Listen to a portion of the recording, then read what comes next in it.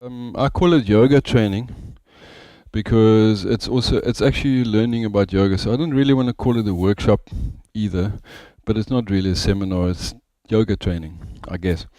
And so the idea of these is that we continuously learn, basically. And I mean that way, I learn these same basics.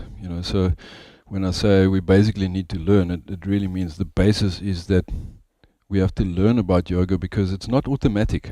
And when I talk about education and what I say now, nutrition and those things, they're very basic, essential things, but we just skip it. We don't get it.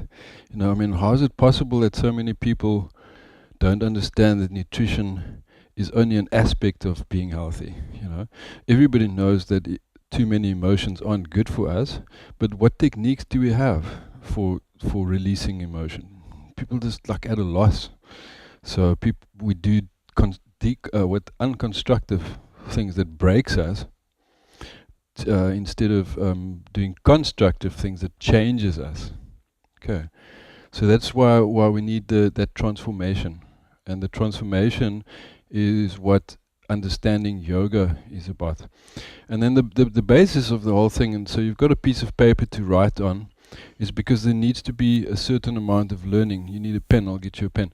So you need a certain amount of learning, as in not so that you can say 1 and 1 is 2 or something, but more that you can be reasonable and go, if there's a component here, if there's a component over there, then what will happen if I move them around a little bit? So it's not only philosophical, it's also literally just looking at things experimentally and then moving them around a little bit. And then seeing if you've got one thing here and you place the other one in front, does it mean you have now only one object? Or do you have two objects? You still have two, the one is just invisible. And that's really how the whole chakra system works. So the chakra system, according to yoga, is it. That is the thing that we're all about. And in a big way, that's also what yoga is all about. At the same time, when we stretch and breathe and exercise or go for a run or drink a coffee or whatever, we're still dealing with the chakra system. It's just not in our field of reference.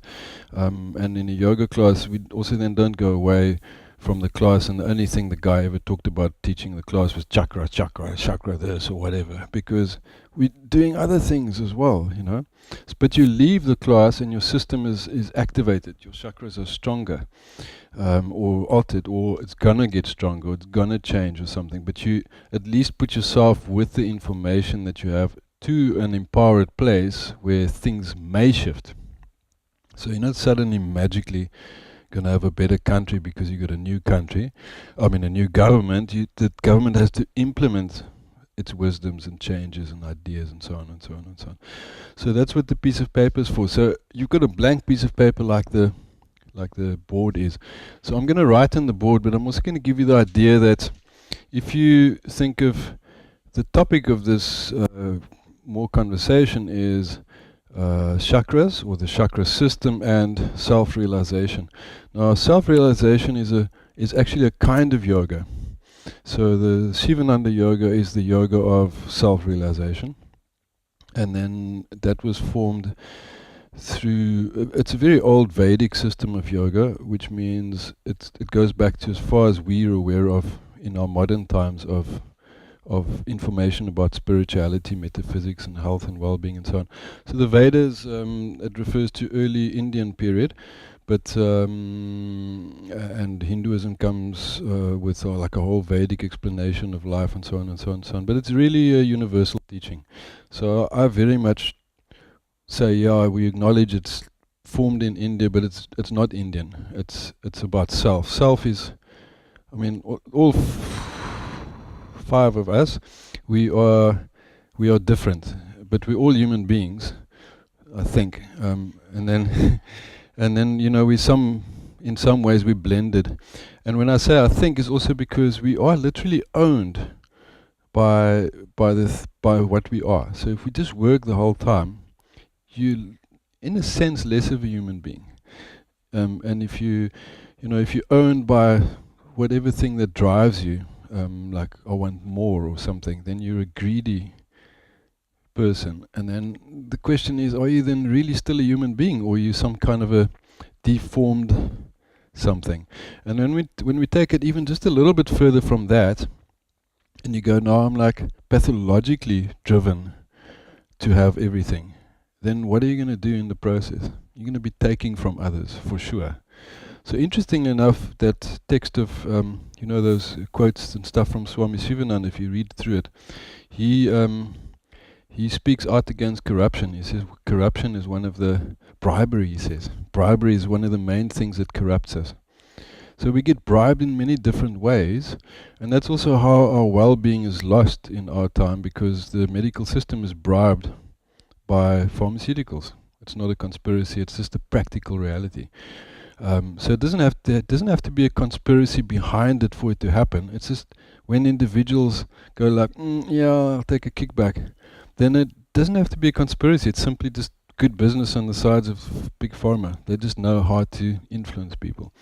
And then when governments are ignorant and they're saying, yeah, we're going to do this, this, and this, then they're not coming from the place of how are we serving the public, which is how it should be. But because that's the place that we live in, that's the external world. And we can make some positive inputs into that world, but where we positively can make the biggest influence is, of course, only in ourselves. At the end of the day, you, me, even collectively, we can hardly make a change in the 10 square meters outside of this building. But we can make a massive change within, which is not measurable. So this inner self is infinite. So our potential to, say, be creative or be calm or corrupt or whatever is like actually quite immense. So as we can go that way, or any other way with our ourselves, we can become more true to ourselves, which is then of course more true to being human. And that aspect of being human, then the question is, who are we really? It's like, who is self? And then part of the self in the yoga system as a technique is that what we practiced in the class, where you become objective about yourself. So then you go like, I'm so many centimeters tall. That's an objective fact. So you're not like 1.9 if you're actually 1.87. You 1.87. So if somebody then says, oh, you're such a small person, and you're going like, by what standards? Because I'm actually 1.87. You're small because everyone else is like 1.9 or something in that country or whatever. Okay, so we need to really know who we are, and for instance, that we need to drink water, because that's how our bodies work. But primarily then, you need to understand that if your body needs X amount of water, that should be the objective thing that you must be doing. You should approach life from the fact that you're a water drinker. We shouldn't get sidetracked by thinking, I'm going to be more if I've got more of that. No, you're going to be more if you actually have the right amount of water. And then likewise it works with breath. So when you close your eyes, you take a large in and a big exhale, and then you'll realize that even just those few things I said, it's actually a lot. So it needs to sink in, and that's how we learn. Because if we now just carry on talking, then it's not sinking in. So that's why we meditate. So now you become aware of how you are a breather. And that when you stop breathing, you actually become very still. So you profoundly use the breath to change who you actually are, which is an awareness. Okay, so you're actually awareness. You can feel it. It's trippy. You're aware. Yeah, and then you actually do become aware of things like your digestion and so on, because suddenly you're not, oh, I must answer this message, which is a part of what we are. So we're going to get to that in a second. So then when you open your eyes, then you'll also see that, like literally when you open your eyes, you now see. So in the Vedantic yoga, or the traditional yoga of the Vedas, it says that we are non-duality. Means that you everything. So you're not separated So it's like an ultimate holism. So when we talk about holistic health, it means you're not looking at only drinking water, only nutrition or something, but you're looking at, I should also be breathing, and so on and so on and so on. It's just basically holistic. But when you remove any one of those aspects, then you become unholistic actually. So the more pieces you remove, the less whole you become. So that's why healing, according to yoga, means to become whole. But if we are already all and one and perfect, not in because you look different and I look better or something, but perfect in that you can breathe, you can walk. Even if you can't walk, you can still be perfect. But you become aware of the fact that there's like it's almost like two states of being, or like a schism. You can either be in something or out of something. So then the question comes in with things like, oh yeah, I'm so happy now because I'm in love. And then and then you see the person a week later and they go, I feel terrible, he left me. Now I'm out of love. Or I'm so lucky now because I got this big luck. And then the next day the person says, oh, now I'm out of luck, somebody stole my stuff, the stuff that I bought. And then you say, but yeah, that's true. So on that dualistic level, you have something, somebody takes it, now you don't have it. It's completely real. It's not unreal. It's true. But on another level, how did you ever have it? Because it's an object, and you're an object, and the wind blows, and the thing's going to disintegrate, and it's going to turn into compost. You're going to turn into compost. So how eternal are these physical things? So they're important, they're real. We need water. We are people of water, but we're also more than that. So it's about that sense of trying to understand how are we more, and how are we also not less, but how you in the duality. So the big object or aim of this yogic philosophy is to actually get a deep understanding of how we can drop into this reality and drop out of this reality. And then, so if somebody says, I can see you suffering because your loved one left, you're not saying to this person, don't worry man, get over it because it's not real. You like being compassionate by understanding that the other person is suffering, and you don't start telling this person, but you're actually eternally one, and it's all good, because it's not. You're feeling atrocious, but you can shift towards the fact that we are on a certain level eternally one and eternally peaceful. And then an interesting thing comes through in terms of the yoga work, and that's why it's so important, is that we actually need to understand that we are love. And that's where these principles of self-love comes into our lives in a very big way. Because if you can't love yourself first, then you will literally look for love somewhere else. And then that other person then has the power to take it away from you. And if you feel, oh no, I can't have love, so now I'm going to have something else, more food or more money or something, then a couple of months, maybe 2 years back, we talked about that thing, where if you don't accept yourself, self-love, then you start eating more, for instance, or you eat less. And then the evidence is obvious that that's not functional, because you're either trying to fill the hole, or you're trying to pretend that you're not worthy of nutrition or something. So your pretense of those things actually becomes so real that it starts impacting on your body. And these aspects, it opens up like suddenly this massive thing of, so where's my heart? And like, how do I think about this? And it's like, what's actually happening here at my stomach? And like, how do I feel about my belly? And like, it's like, why am I like so like this, and why am I so like that? And then it becomes very easily something that we either just look the other way and ignore, or you look at it and you go, I don't even know where to start, so I'm just going to focus on one area, like I'm very smart, so I'm going to just be a clever human being.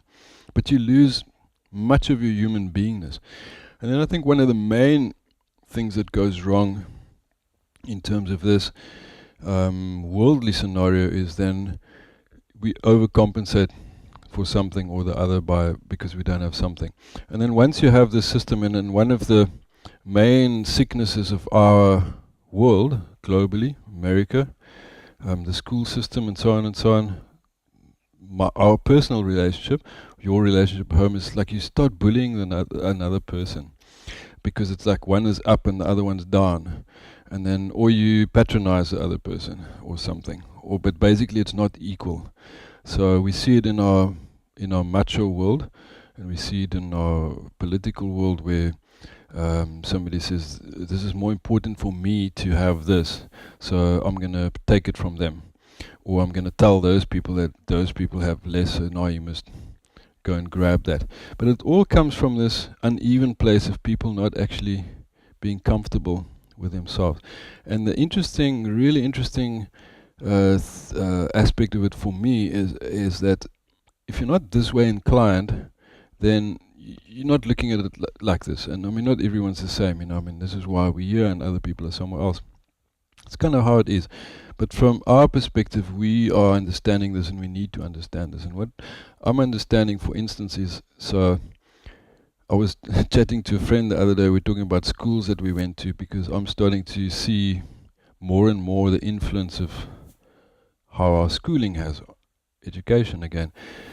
So there was this one man at the school that, how would you word, like a sort of a macho guy that was beating all the boys, that kind of a guy. But that's fairly innocent in a certain sense. I mean, as far as I know, it never got like terribly bad or something. But then one day he came to our house as well and attacked my mum for, not being masculine enough with me, and all kinds of it's like a male thing, but a bully thing basically. So I thought about this. So basically he bullies his wife, he wants to bully the children at home, he wants to bully the parents of the children, in all to fit into his very macho, masculine kind of like, this is how the world works kind of thing. And what it gives you is this picture of a bully. So somewhere that was how he was damaged. So I call it damage. So he damages a whole generation of boys to go damage their wives. So we've got a whole bunch of Afrikaners out there that are bullies. They bully their wives and they bully their children, and the children has only one recourse, and that's to also become bullies. So it perpetuates itself. And those things they're in our energy fields. So we don't say, oh, those are only Afrikaners or only Americans or something. That's something that people do. So there's no justice and there's no self-love, no energy, and that's equal in our beings.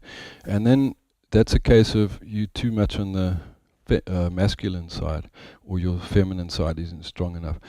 And then yoga, to jump quickly back to the Vedas, it has this idea that when we are balanced, we can be neutral. That's an objective. So you're nor masculine nor feminine. So you can go like,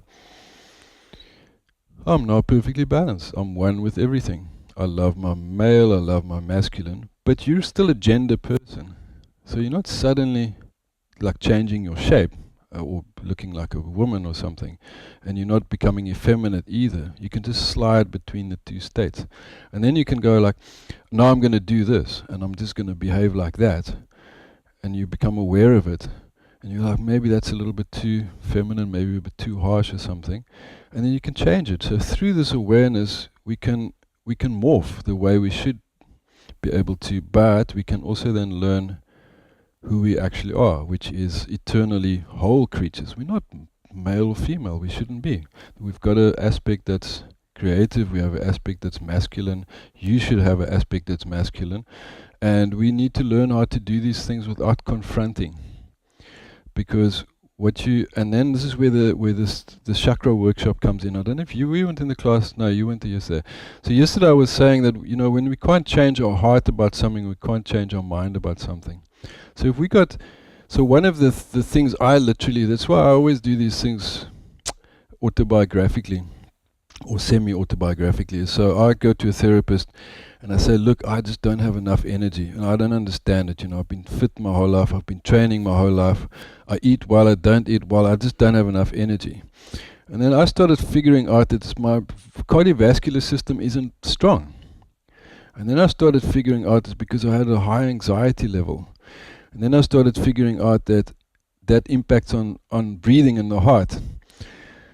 So I can say that a lot of my anxiety comes from this teacher who made me feel very unsafe and threatened. So I bully people in a certain way, but generally don't, because I'm not really that stock standard bully person. Doesn't mean I'm free of bullying when I get a chance. There's that thing that can come up. So we need to really be able to look at ourselves so that we can go, no, I don't want to be like that. Then it just goes away. So you work with it over time through awareness, and that's why that objectivity is so important. And then what I found was that everything started coming right. My back, my breathing, my fitness, everything started increasing because I wasn't anxious. And I realized this was just somebody bullied me, so what? But I had to get over this thing. And it was in my subconscious, and I figured this out through various kinds of therapies here and there. And then one of the other things that came up, which was quite interesting, was that in terms of the heart as well, is that so if this society gives us an image of you're not lovable, for instance, because you got to be macho or whatever, then you don't love yourself. End of story. So we're not living in a nurturing, nourishing place, and we need to, otherwise we don't really thrive. Simple as that. And then when you start changing these things, you'll start feeling, wow, I'm starting to feel good and I'm thriving here. And you're realizing who you actually are.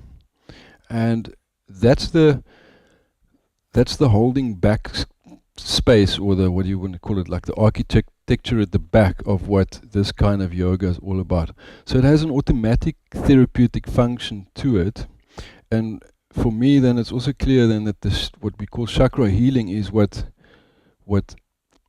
how the chakra system functions for our true healing. So this is the background to yoga, it's the background to therapy as well.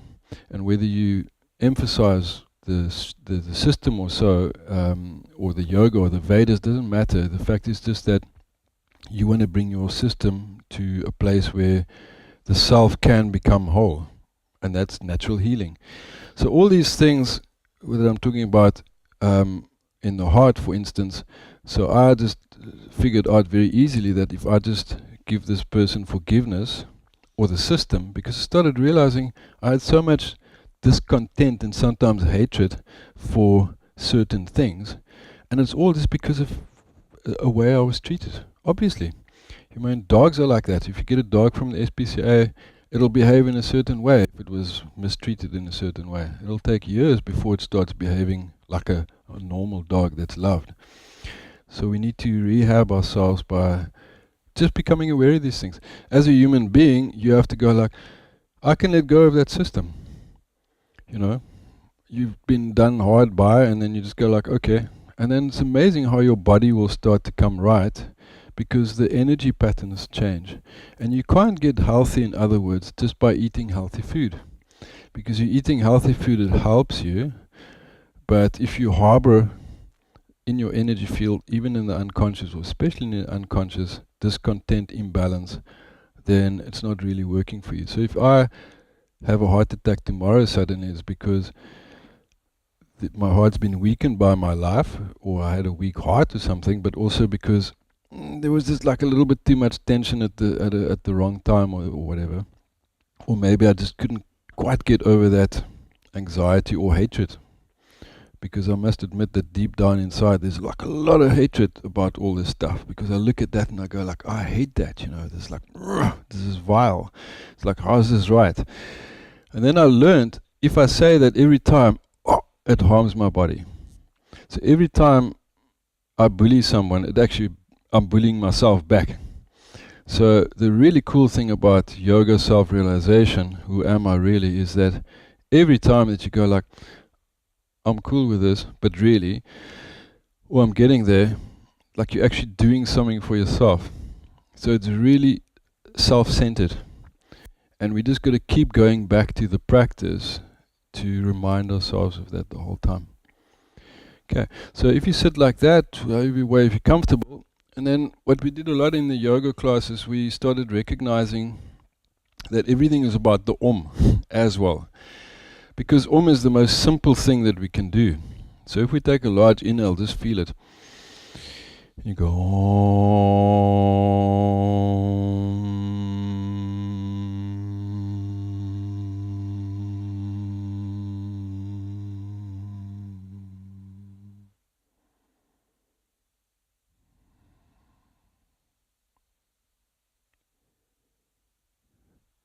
And then if you slowly open your eyes and you take yourself back here, or bring yourself back here, you can feel, wow, how's that? It actually worked. So when we start doing the mantras, like the Om, to center our chakra system, we actually start changing. And it becomes very, very, very interesting for me especially, because, you know, that bully at the school, that man, is not a person of light. It's a dark thing. It's how's it nice and beautiful and loving and kind and light if you're beating other people? It's not nice. So it's not about rolling over and then like being all fluffy, because like I say, we need to own that part of us that's like strong or so, or feminine or whatever, but we need to have a strong sense that we actually more than those extremes. So it's the same if you lose your temper, then you haven't lost it. I mean, we say, oh, I just lost it. But then when you say it, you're already aware of how you've gathered yourself back. So it's just gathering yourself back. So the reality is we are going to drop the whole time into our dark side or our funny side or our masculine or our feminine or whatever, but to not judge it. You look at it objective and you go like, oh, I was like a bit of a jerk here. And then, you know, I mean, sometimes I have to phone people and say, sorry, man, I was a bit of a jerk. And they go, sorry, man. And then I feel better, even if it's just for me. But we become aware of that dialogue. It's like saying thank you. So the whole practice, you'll remember Orban, Hari Om Tat Sat.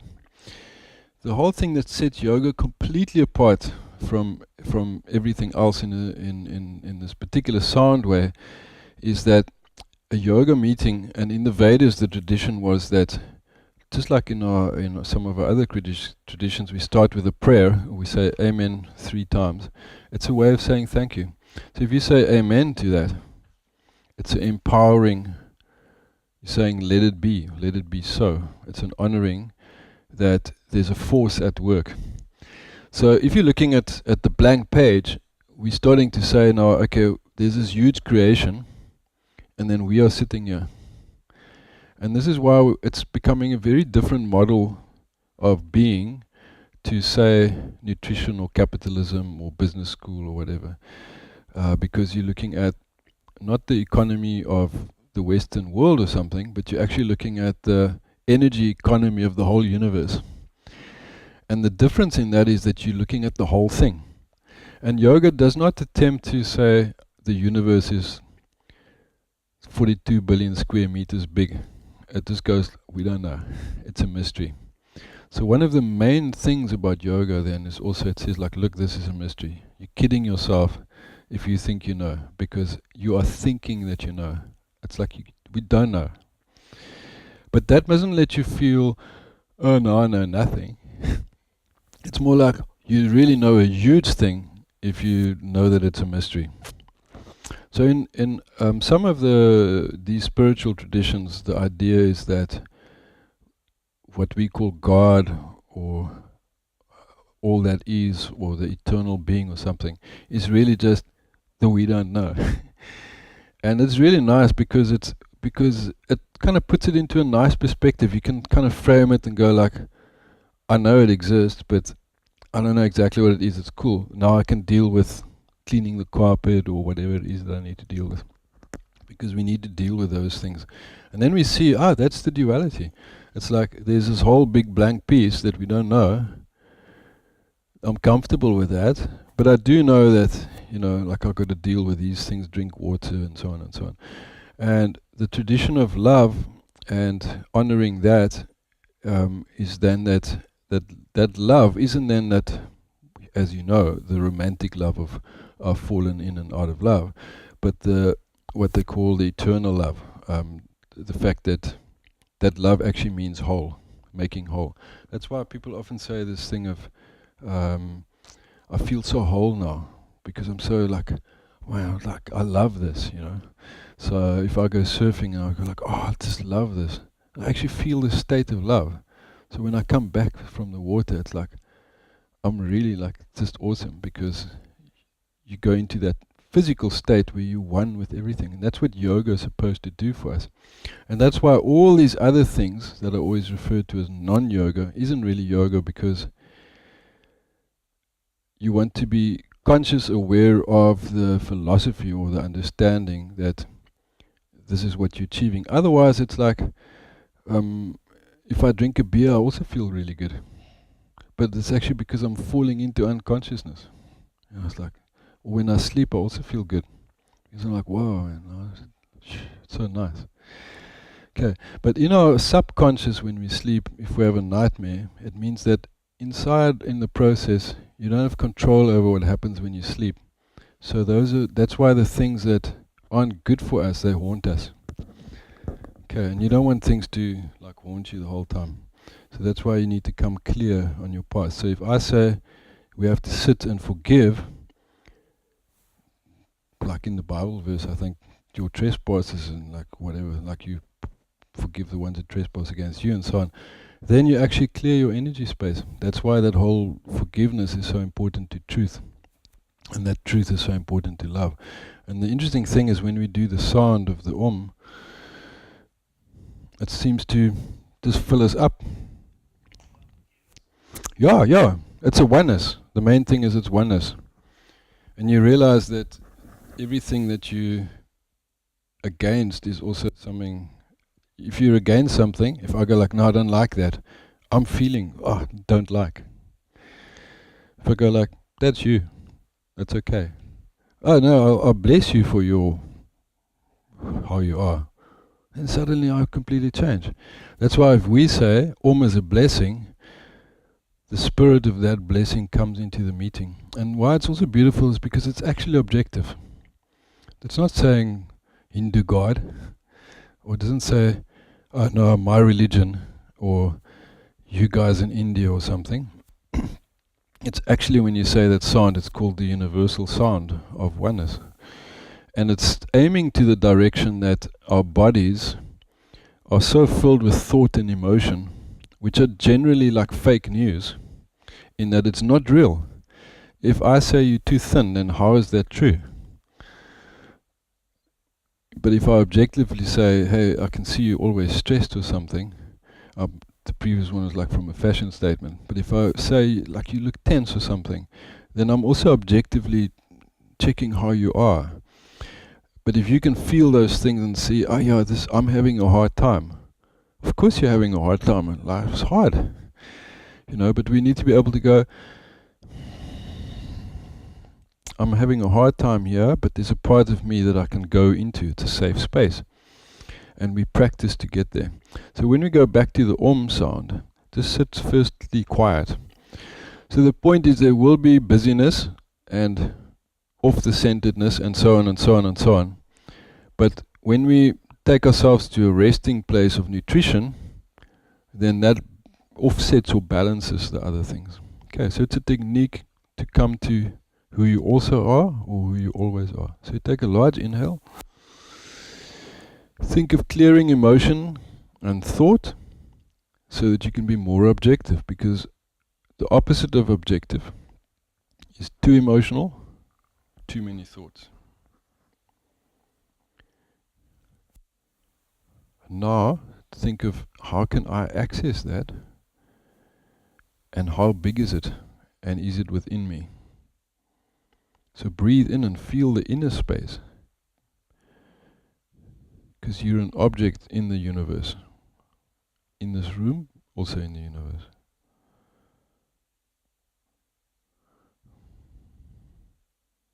And then take a large inhale. Let's do an Om sound. Feel the vibration in your body.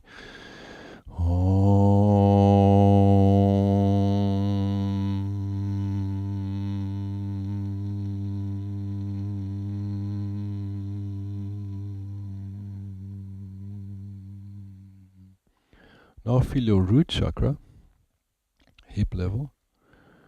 Second chakra, I'm going to go fairly rapidly. Third chakra. Fourth chakra.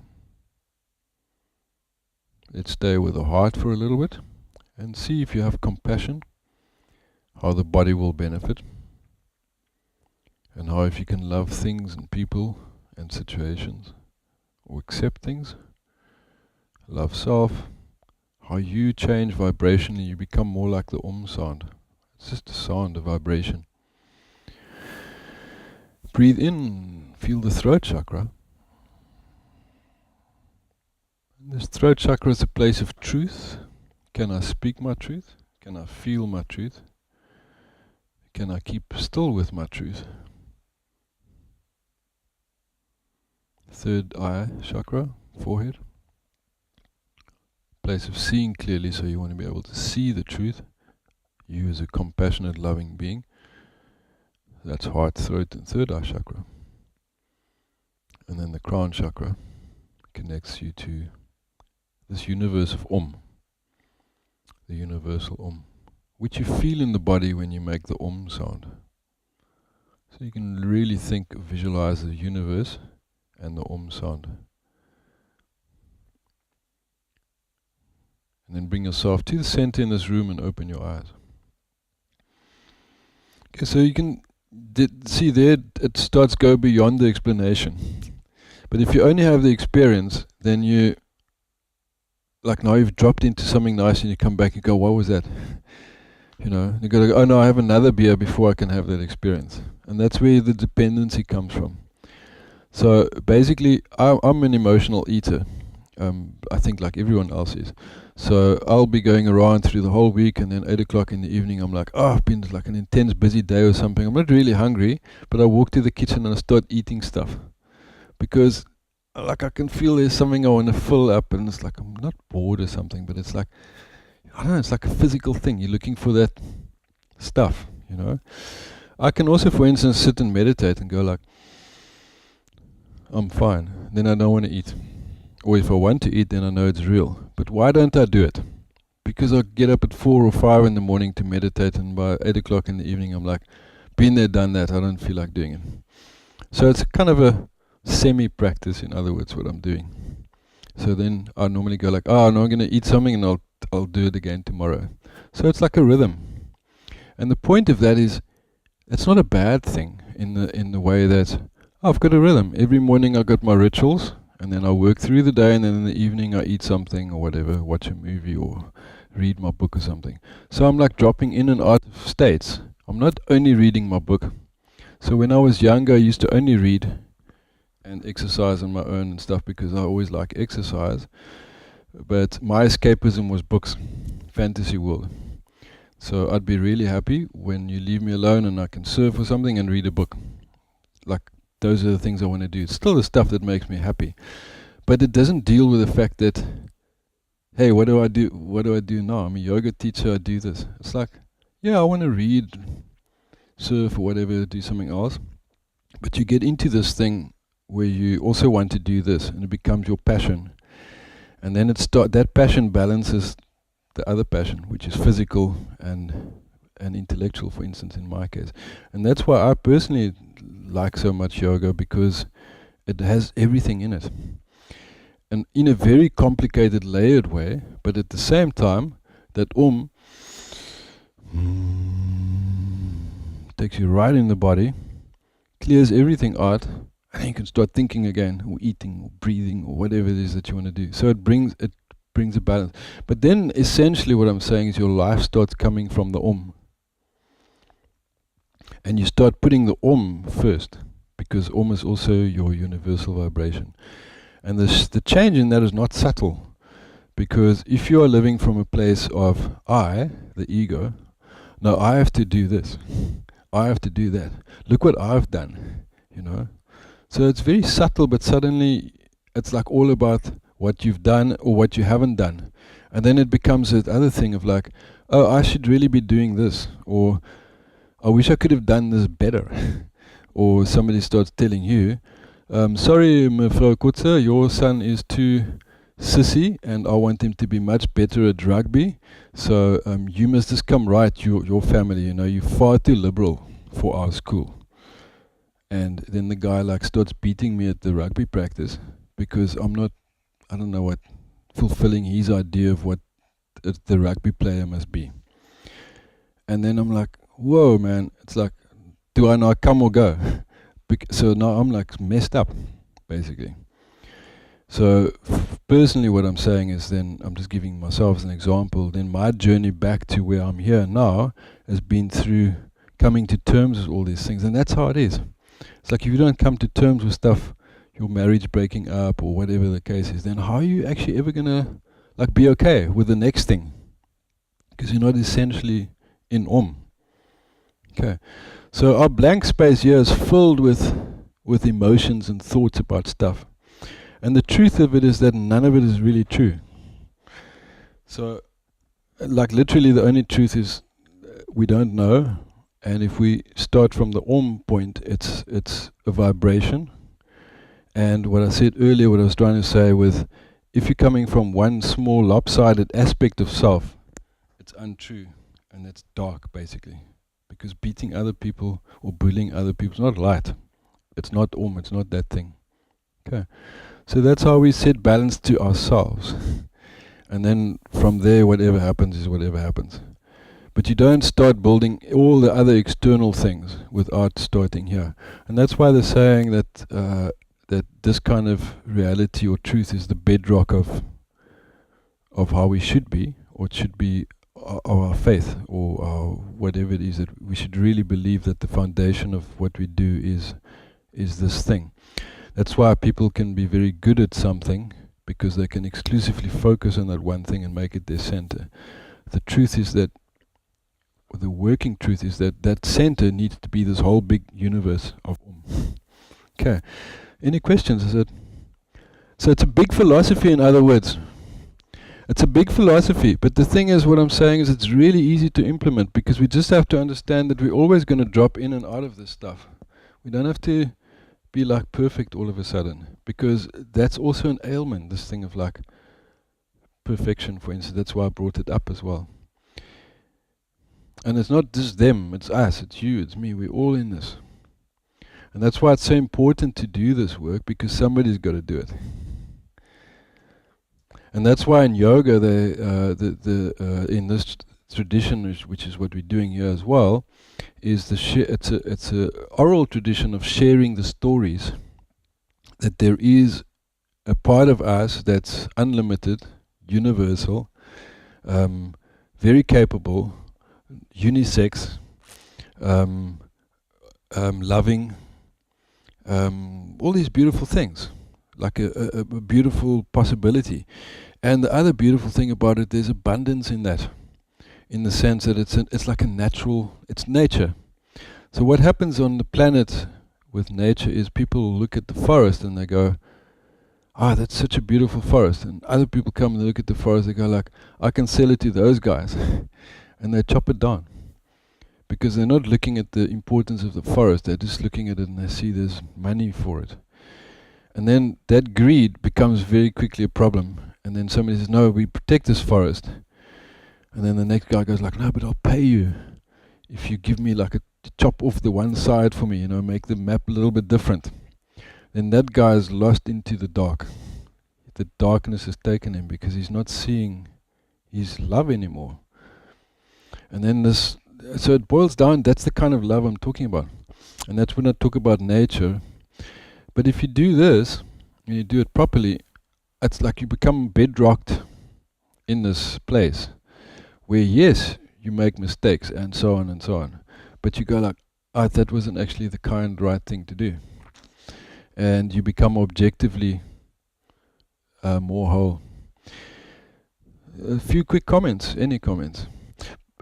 Just to tune you again, that's why I'm saying specifically why in this kind of yoga, the yoga of understanding as well, or the yoga of whatever you want to call it, it's really that all our yoga practices should come from here.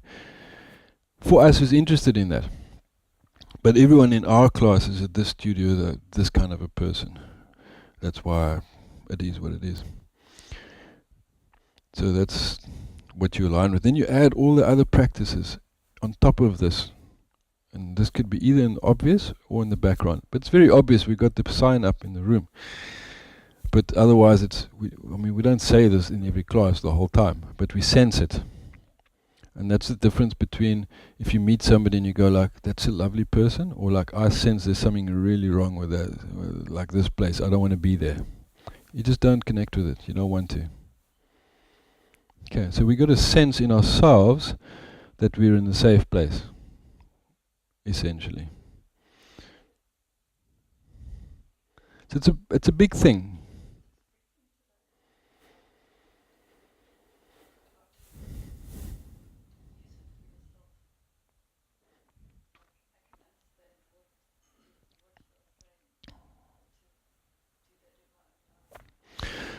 Exactly. So that's why I also ask the questions, because the thing is that we all have, and that's also why I come up front in a way with one of my things, because we all have one or two of these themes, but then we have lots of hidden aspects where we're a little bit crippled or something, or vengeful, or whatever the case is. And then those are the things that we need to clear, otherwise they'll trip us up. And because the point is that we want to get to this place where we connected to the Om and the oneness. But literally, if I can talk about this, it's because I've gone through a process through years where I can now say what I want. So I can speak my truth, in other words. But as my truth grows, the truth that I'm talking about, say the Om, becomes more like, it starts becoming more evident. And one of the ways that my truth becomes more evident is because every morning I meditate and I go, Om. That's how you do it. So that same day, in a moment, that same day, I behave a bit like a jerk, like I always do. But the next day I go like, Om. And then it just starts changing and your truth becomes vocal. And as your truth becomes vocal, your heart goes like, somebody's hearing me. The heart's like a thing, it's an entity, or it's an enterprise, and starts coming up, and so on and so on and so on. I'm very fluid, so I just do it always, but it can be between 2 hours and 10 minutes, or 2 minutes. But I find it's like most things, you need at least 2 or 3 minutes to get into it. But it depends. I've always meditated, but sometimes longer and sometimes shorter. But the main thing is not quantity but quality, always. So there's almost no point to just sit and sleep through your meditation the whole time. I mean, in fact, if you'll be better off you were actually sleeping than rather meditate less and sleep more if you need to. But it's a fine line because we need to develop our being. The main thing about meditation, this way of being and the self-realization, is that as long as we're busy, we can't realize ourselves, because we are not busyness. We can be self and realized and be busy, but you can't do this while you're busy. But you can have the center while you're busy doing busyness. Okay, so we have to really get that part. So basically, it's like if you don't go and run on the beach or wherever you want to train to get fit, then you're not going to be fit the rest of the day, because you're busy with the rest of the day. Okay, so that's why you demarcate a spot in the morning at 10 to 6. You go like, that's my box for meditation, because that's the only time that you can do it. And the perfect time for it is between 4 and 6 in the morning, because physiologically that's the time when we should be at our best, stillness and awake. But now check this out. So if you want to realize yourself, who are you really? Am I a person that stays up late at night, sleeps late in the morning till 6 or 7, and then I like barge into the busyness of the rest of the day? Am I that person?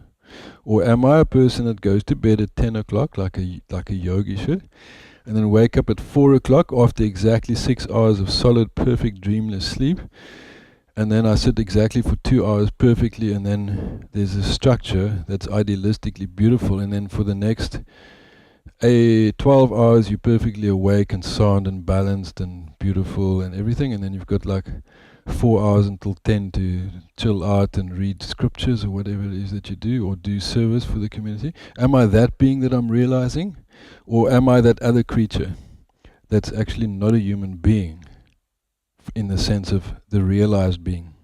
Okay. So I'm giving the extreme examples, but when you start chipping away at the busy person. So for instance, again, I find I can go out tonight and have a nice time with friends, or I mostly like to be by myself because that's my personality. But I can go out a few times, but then it starts infringing suddenly on my meditation. Suddenly. So now I skip the day because I just actually couldn't get up. And it's because I started doing things that aren't in my best interest.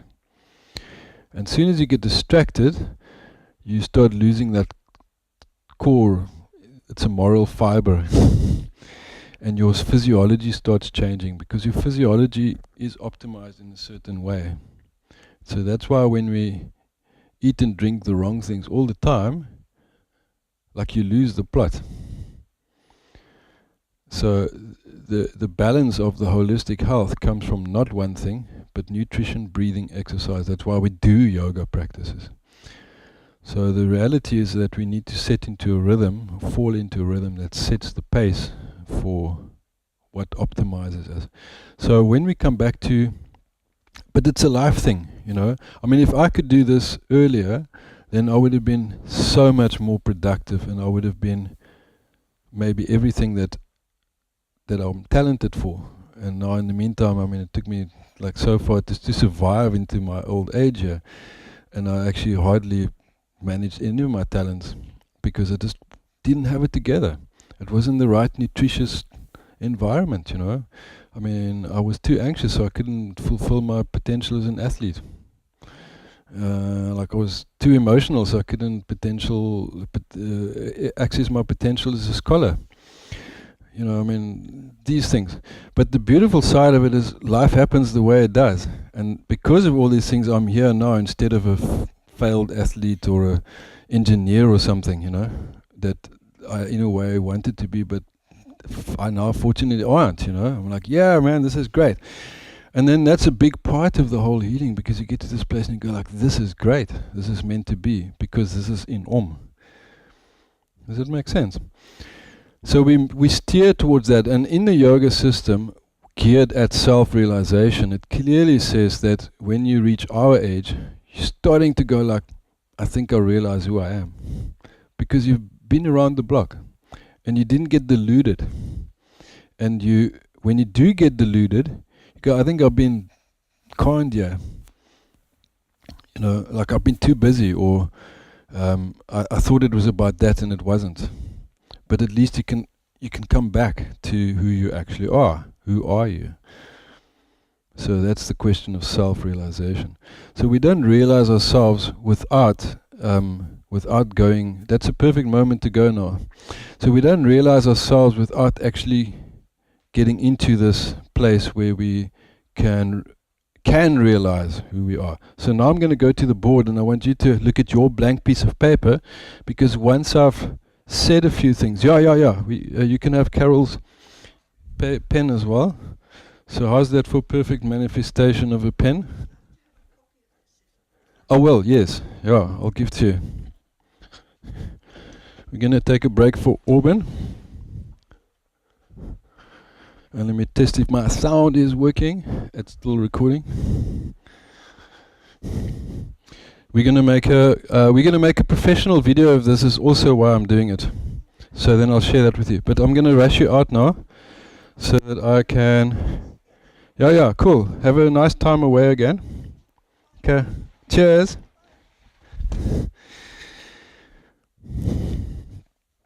So it's an important thing to understand that, and I think to make the path our own path as well.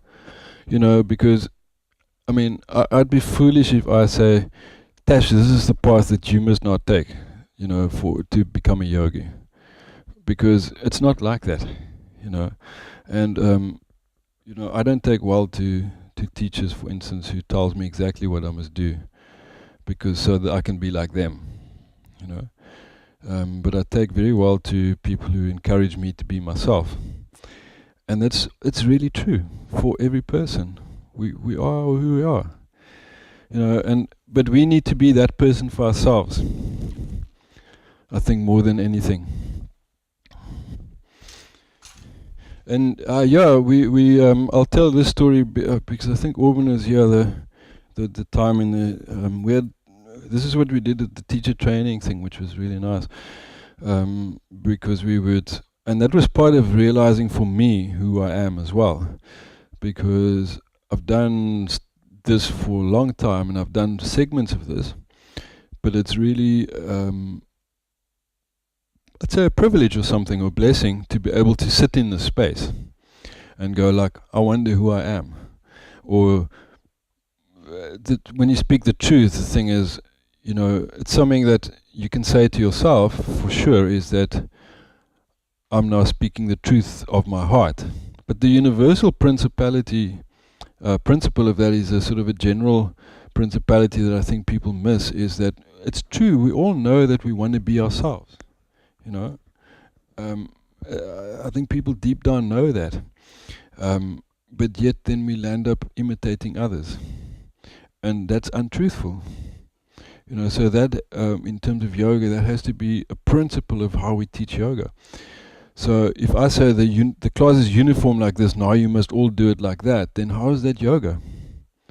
Because we're not the same. It's like you tired or your back is sore or something, And what I said in the class today, we all have different parts of our bodies that's weak or strong. So if I have a heart attack tomorrow, how does that make sense? On the first level it doesn't, but on another level it does, because my poor heart has been suffering anxiety for since I was born, So it weakens your muscles, that anxiety. It'll actually damage your organs. And the point of this thing is that, if we want to tap into this whole mystery, then we have to understand that we actually have to become that mystery in a way. And we also have to understand that it's okay if you die tomorrow. It's not such a big deal, Because we cling to freaking life how it is in such a big way that we can't even go like, it's okay to die, Because how's it not okay? Because it's going to happen, We have to actually get okay with it. For instance, but that's because when you've realized who you are, you've realized I'm eternal, But because we're so stuck in this duality side of it, like, oh, I am this material part, we cling to it. But at the same time, we mustn't be so in the non-duality that we like. It's like, what was that? Is it like, oh, I'm an hour late, Oh, really, how's it? Does it inconvenience you? Because that's like, out there. Yeah, I was kidding the other day because I had this amazing meditation, and then I went to the kitchen to make coffee, or tea actually, and then I dropped two things because I didn't have a grip on life, I broke the teapot and then I broke a glass because I would be like, man, I'm feeling so cool. It was like being stoned or something, It's like the next moment, it's like, how did that happen? Exactly, and come to grips with it, and then actually, I'm really. That's funny, but it's also annoying because one doesn't want to break things. But so when we come to this, and now this is a nice recap for you, is that we have to understand that, so that's our universe, right? So if that's your brain, like your head, then the brain works because it's part of the spine.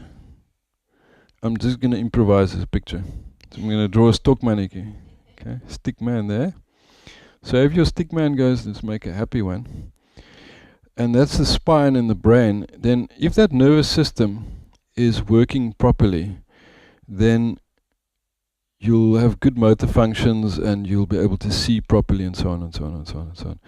But if there's anything, if you're like a bit spaced out, for instance, then you're going to hold something, but you're not holding it tight enough because you can't gauge. And if your body becomes sore in so many places because it's inflamed or something, then there's a reason for that. And if you like spaced out or you very bullish, there's a reason for those things, and they're emotional reasons. Okay. So basically for this thing to work, you mustn't be cold as ice and like so objective that, it's like somebody says like, how do you feel about this? You go like, no, it's a bit left. It's like, you need to be able to go like, I don't feel great about this. So, but you need to be able to look at it and go, but that's coming from me because it may be working for you. We need to really like shift how we act in these ways. But either way, if your system is hormonal, meaning that it's your body chemistry, then if you think of the pineal and the pituitary glands, and they're actually at the same place in the center of your brain, and then there's the hypothalamus, and those glands, they're the master glands of your hormonal system. So the key thing in yoga is your third eye, and your crown chakra, which is also your like little saint thing, but it's also a funnel for the universe. So don't draw it yet, Simon. But you can make notes, yeah. So that needs to be open, like literally, physically open. In the same way that if your heart is not open, then it's closed. So if I go like this and say, I really hate everyone, that's a paradox. But it's true, because that posture is almost doing nothing for me. But if I go like, yeah, that's so beautiful, I'm feeling it all over.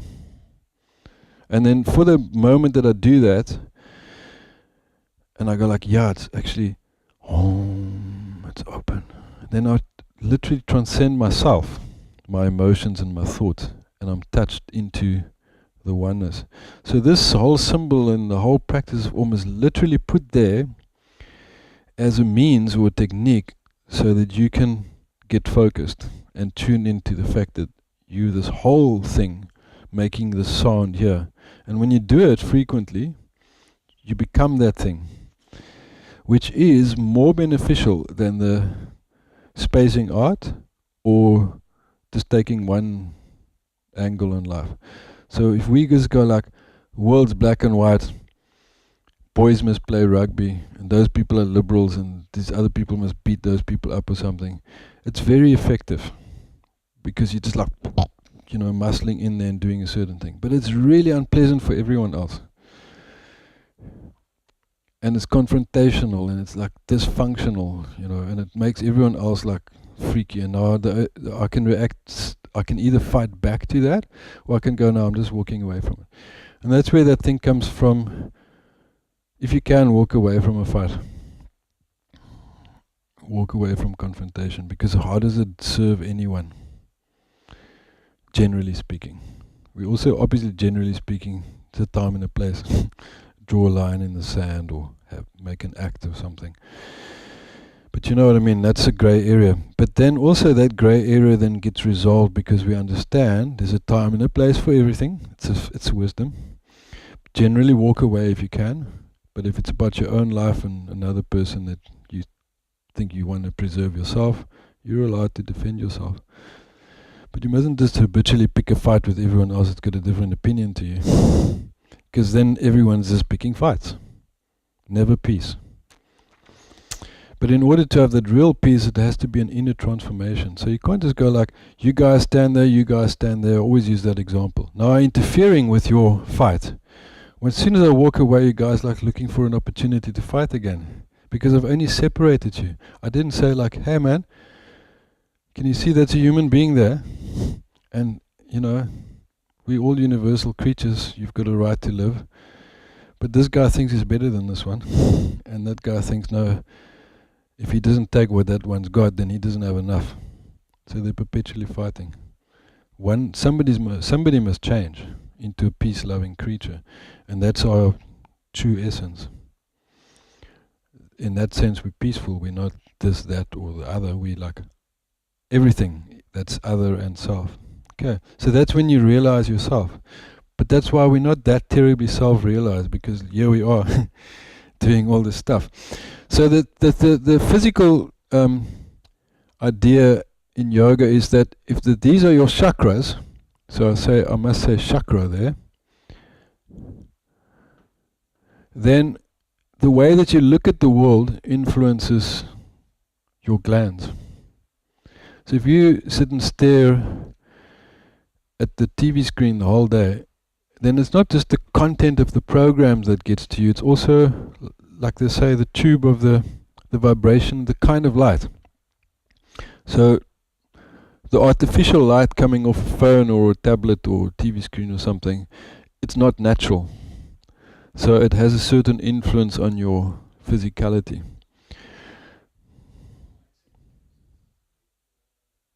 Yeah. Absolutely. It's light frequency. So that's why natural light is healing, the other light is destructive. So in the same way that you put plants in soil that's like organically prepared, you want to eat organically prepared food, generally speaking. Because now you sit in front of the TV and you're eating fast food, and then what's happening to your cellular body? So now if you're also not breathing, what's happening to you? You're changing rapidly.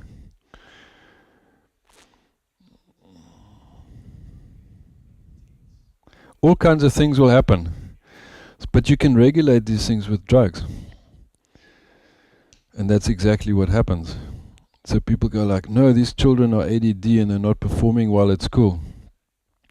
So then somebody goes like, hey, I can make a lot of money here because I can sell each child on the planet a drug. And then it's a very interesting case scenario, because now who's bullying what? It's a whole bully system. It's not fair, it's not just, it's not beautiful. It's completely on the dark side, as in it's not of light. So let's not like go too much to the dark thing, but it's basically not of light. So it's not right. But so it is. What we can do is we can go, I'm going to breathe. So just sit quietly in the meditation. Bring your attention to the third eye. And then just breathe. And then this is why in yoga we breathe mostly through the nose. Because feel that breathing through the nose, it activates your pineal, pituitary glands, your third eye and your crown chakra. And this is now, you're going to explore the chakra system. So if your brain is part of the spine, then how your third eye chakra is going to influence the whole spine and its glands and its chakras. It's not separated. So if you have love in your heart, it's going to influence how you speak, the truth or the non-truth or the hate, or how you look at the world. Are you looking at the world the way it is, or the way that you think it is, or the way that you want to see it? Or are you open to the universe of Om? And then feel the frequency of harmony. Harmony just means that, beautiful. And you can see it clearly.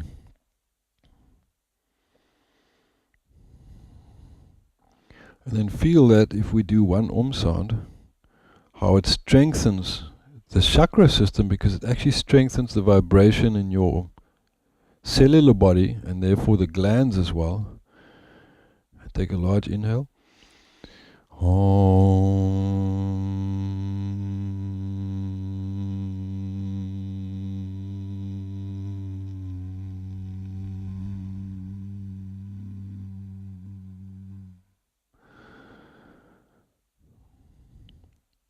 And then if you open your eyes,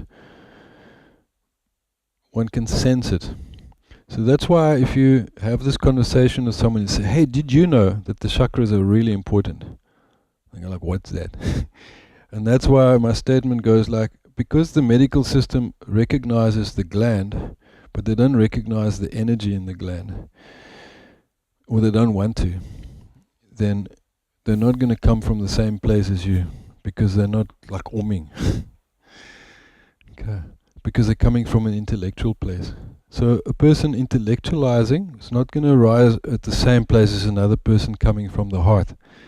A person coming with an emotion into the debate is going to have a different quality as well. That's why when you have 5 people together and you start touching on religion, people get emotional about it. They go like, no, but that's like whatever.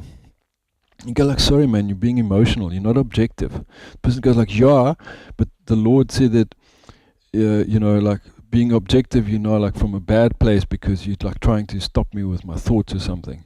And the whole thing gets like this twist and turn in it. Whereas everyone just sits down and goes like, hey, look, let's hold hands, say, God bless this meeting so that it goes well, and amen to that. Suddenly everyone's at the same table, and it works. Soon as someone pipes up again, yeah, but we're at the same table, we said, but we didn't talk about the same God, And people go, roar! And that's what happens in our own psyches as well, basically, because we didn't purify the heart. We don't love ourselves. How are we going to even love others? Or we don't feel loved, so how are we going to love others? And so on and so on. So the chakras, so if that's the heart chakra,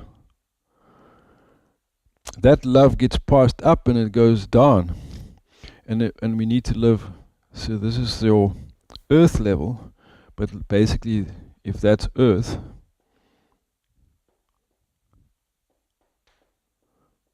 then that flat earth society picture there, we got to be into this because we're on this level. And the energy of nature, we breathe it into our lungs. And we see natural nature light frequencies. And then that stabilizes our hormonal system. And then our emotions, we deliberately manage, clear, and so on, so that our hormonal system isn't emotional or unobjective. And we bring that vibration in, and we start understanding, this is who I really am.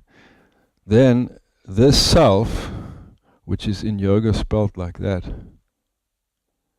realizes, these glands are important. Like I'm part of this universe, which is a mystery, which I don't know what it is, but I understand that. Then that I becomes a small I, and the ego, which is like also that self. That's what we call petty. The petty self becomes transcended. And then the interesting thing in the yoga system, but it's true in a lot of psychology and therapy models now as well, is that if that's your world center, third chakra, that's the third. And if that third chakra is very egotistical or feeling threatened, it's going to misbehave. So if I think, I have to prove myself in some way, then it's coming from an imbalanced area here. And then if that area is severely imbalanced, you're going to have a lot of health problems with these organs. Because these organs are affected by the energy there. So when I said, if I was like, I feel I was born anxious, and I still have that kind of like anxiety it's my personality type. We can go like, yeah, it's personality, egos, it's not the true big self, but that's my reality. So my reality was shaped like that. So I have to do my damnness to actually just get away from that. So then finally, as I get older, I'm like becoming a relaxed human being. And then some triggers happen, and then the anxiety pattern springs right up again. But then I go like, that's just like an aspect. That's the dichotomy, or that is the duality. I'm going like, okay, I'm anxious. I accept the anxiety. It's like, I like to look at the world like this or that or whatever, but just drop that other stuff. It's okay. Don't have to act like that. And then suddenly I'm back to my relaxed self. Because you develop that capacity, like we all have to develop ways to manage things, but not mismanage things or suppress things. So the essence of what I'm saying is that unless we clear the chakras, which is actually the basis of who we are, that self, then we're not going to get there. So it's a very simple idea, because who we really are is that. We are self. And then in the theological sense, that's why we talk about you are, that's the God within. It says you are a magnificent being. that is on a par with creation, but it's not theology I'm talking about. You're talking about, I mean, everything that you eat, the way that you are, influences every cell in your body. And if creation is the whole thing, and if creation comes from a creator, or I like to just think of it as a divine intelligence. Divine because it's not a chaotic thing. That's what I mean by divine. So if this creation exists intelligently like it does, and we go and chop down the forests, you're actually messing with the intelligence of the system. That's what I mean.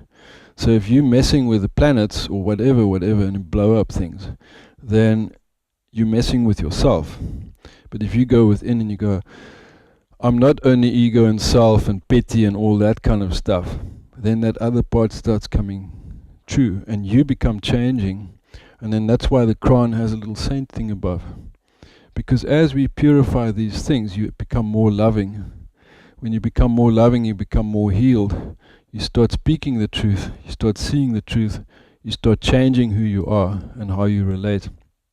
And you actually become a different being. And the transcending takes place in there somewhere. So you transcend the petty self, small self, you become the big self.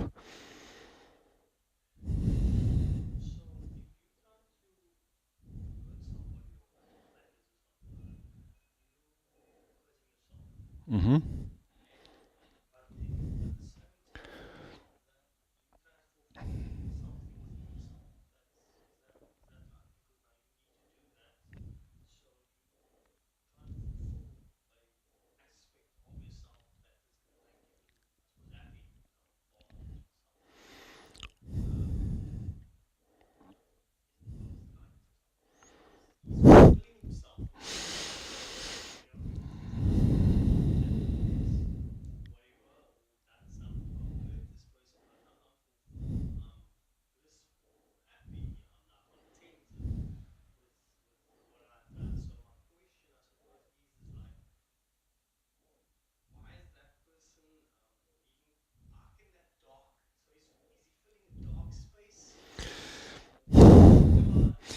Okay, I'll answer you like this, is that, you know, one of the buzzwords for people that's interested in holistic or healthy or this kind of model or input into the world, we're looking at sustainability. So it's unsustainable for me to argue with everyone. But as long as I'm like on high ground, like physically, and I'm like stronger, then I can I can suppress everyone. I can bully. But it's not sustainable. I mean, America's finding it out now. It's like empires are always falling. The Romans found it out, and empires always fall down because they're never sustainable. Because there's a big difference between the thing of sustainability is, okay, so the whole big white page, everything, that's creation, right? I would like you to write down some of these things now for you. I mean, to make a picture for yourself just now.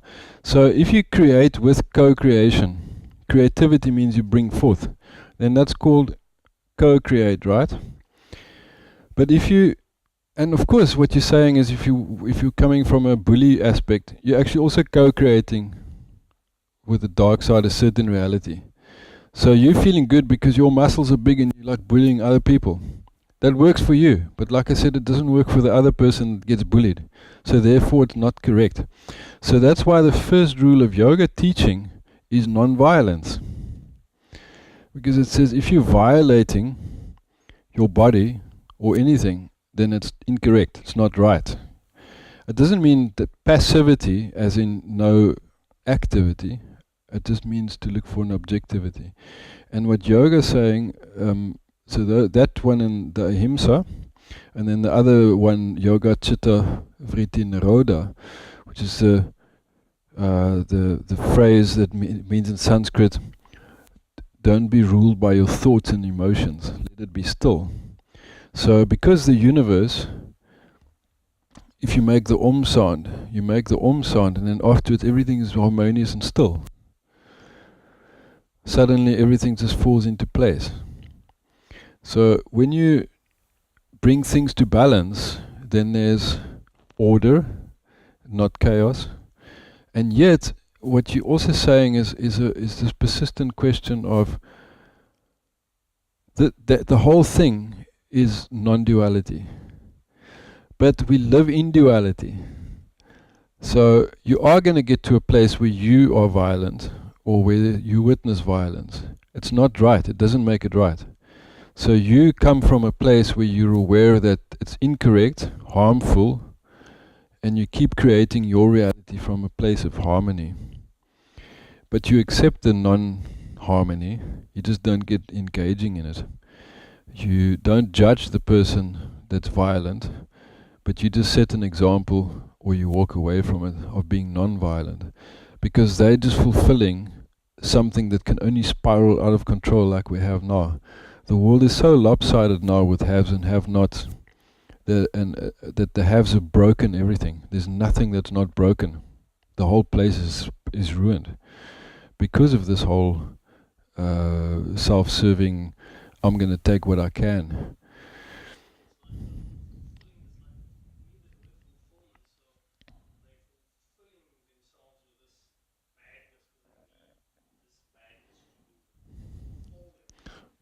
Yeah, it's what works for them. Yeah, but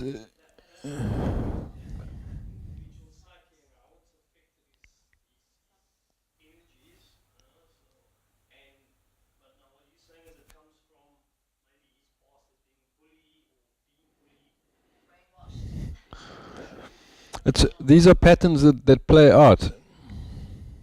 Yeah, these.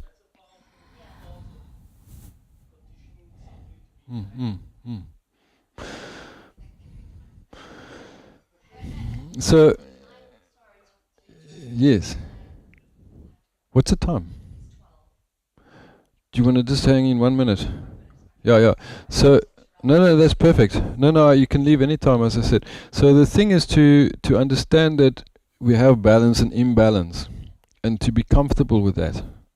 And that's also why it has to be a deep-seated practice for ourselves, to know that we can bring ourselves back to balance, and that I'm not now going to start behaving insane because the world is insane. I can't change the world that's insane either, but I can hold the space for myself and us around us. And that's the essence of it. And one of the main things of this whole yoga teaching is that, according to the yoga teaching, this tradition of and holistic and whatever you want to call it, non-duality, has been in existence always, because it's always existed. And we've also always had empires rising and falling, and we've always had ourselves coming and going as well, in a lose the plot and gain the plot. It's just the nature of things. So nature is just nature, and it always exists. Our consciousness is there. So if we're in this fortunate place here, I call it that because it's a place of light and more potential and harmony, then we just got to go like, I feel blessed here, and I want to be, I'm going to hold this light, because that's just what you do at this point. It's just how it is. So we don't get in our own chaos and turmoil because of this other stuff going on, and we don't judge it either. It's not for you to judge. That's why the Bible also says it's not for you to make the judgment. You just do what you do. But if we don't do this, then there's no balance to the other side, because it's just all about balance. But that's why I always use the yin-yang, and that's why the sign is up there as well. We're always going from a little bit of light to more light, to no light, to sunrise to sunset. That's just how it is. It's when the thing gets stuck on the one side of the darkness or so that there's a problem. And this is why I just want to finish this off. So if you must make this drawing at home as well, okay? So if you're looking at that being the whole, or the place of everything, then we must understand that inside each of our glands incurred a certain amount of, I call it damage, energetic or physical or whatever. We've eaten so much junk food, so our cells are a little bit damaged. We've had so much junk emotions. or we've been bullied so much, we've been damaged a little bit. And all those things lead to us having a shadow side. And that's like basic Jungian psychology. We have to like look at our shadow, own our shadow, and go like, that's me, I'm ill-tempered. So what do I change to be more even? So when we start seeing the shadow, it goes away because you show it light, and your hormonal system starts setting itself straight, and you start doing more of the practice. You become healthier. But when that shadow side gets suppressed, or you give power to it, and you realize like, wow, I've never had power, but when I like bully people, then I can be strong. That's why bullies bully people that are bigger than them? No. Does America, America and Russia, they're two bullies at it. They're two children, like nasty little kids. It's not, yeah, exactly. It's not healthy. But they only bully everyone that's smaller. But they typically like try to bully each other as well. But they, because that shadow side's not integrated. It's as simple as that. So we need to look at how do we realize ourselves, and part of it is very interesting, is like when we start looking at these things, you start realizing yourself. And you start realizing, this is how the world works. And there's great power in that. And I think that's part of what I wanted to say to you, is when we start realizing, this is how the game works, and call it that, then you can participate. And you don't have to object against it, or you don't have to judge it, or go like, no, I don't want nothing to do with it, or no, that's like so lousy. And so if I go like that and I get all cynical about the world, then how does that work? Who am I damaging? My own heart. So if I'm cynical and I go, this really does suck, I don't want anything to do with it, that's not healthy at all.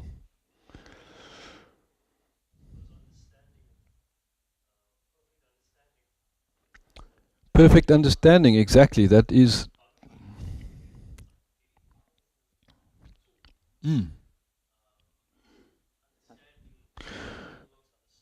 You got to see it clearly. But now just see, and this is the last one, if you add emotion and thought, and by thought, if I'm saying, this is what I think of the world, you better believe it. I'm indoctrinating you, and you're not feeling it. Now you're saying, no, but Johann said the world's crap, and you just got to be cynical about it. That's what they taught me. Then it's not your truth, it's mine. I've indoctrinated you. And if you get all emotional about it, then you're not seeing anything clearly. And then everything vibrates incorrectly. That's why, so this is the last part that you must do, is you must identify all the chakra levels and go, if these, and that's why the chakra system is essential, is like, if each one of these is a potential energy point, okay, and you must feel that for yourself, then if the energy point is functional, it's a spinning vortex, that's going to be awesome for you. Your heart's going to work. So if I'm feeling anxiety, my heart's not going to work well. But if this thing goes like, wow, I'm integrated, I can do that, yes, and I don't have to bully you, I'm coming from a good place. So I have to blow my chakras open. That makes sense. And that's basically what yoga does. And it's saying you open up the whole system and you add the correct fuel, the right inputs. And that input could be anything. It could be heavy metal music. It doesn't have to be classical music. But it's got to work for, if you listen to the music, you must go like, wow, I feel loving, kind, enormous, powerful. I want to hug the world. If heavy metal does that for you, that works for you. That's the thing, like money isn't bad. Money is energy. Like, how do you use the money? Do you buy a car, or do you get more of it and then you take it from other people, or whatever? You know, everything is like that. Thank you, Taz. No, this is perfect timing. This is I was just trying to get to that point, and then you got me there. Okay, so you must take your piece of paper. I was actually wanted to do it here, but I went a little bit over the time. But sit with it and then draw the picture, put the glands in, because you won't realize it until you get to that piece of paper and you start going like, oh, there's the chakra, feel it. And when you meditate, when I say meditate productively, for a couple of mornings, sit for a few minutes, think about it, but then also just feel it, so that the thinking about it and the feeling it like embrace each other and becomes a layered reality. Otherwise, you're only thinking about it, only feeling it. Okay. Thank you very much. Sorry I didn't have much time for feedback and stuff now either.